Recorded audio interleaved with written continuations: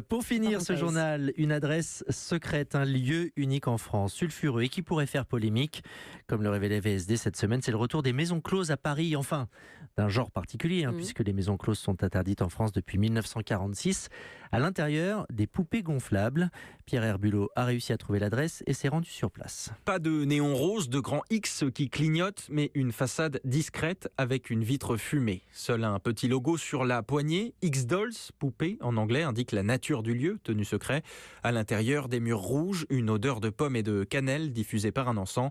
Joachim Louski, le patron, fait la visite. Bienvenue dans la première chambre.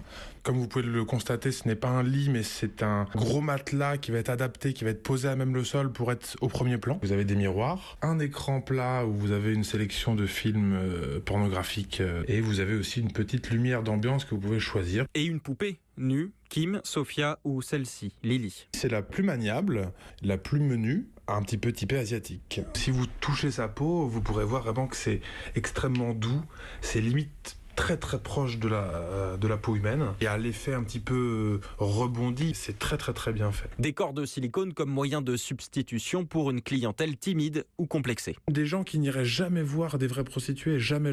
Si ça peut aider des gens à avoir une sexualité alors qu'ils sont dans une misère sexuelle la plus profonde, moi je trouve ça bien et apporter un peu de bonheur à ces gens-là, je trouve que c'est une belle activité. Marchand de bonheur et de plastique, le sexe du futur d'après lui. Le sexe 3.0, reportage signé Pierre Herbulot.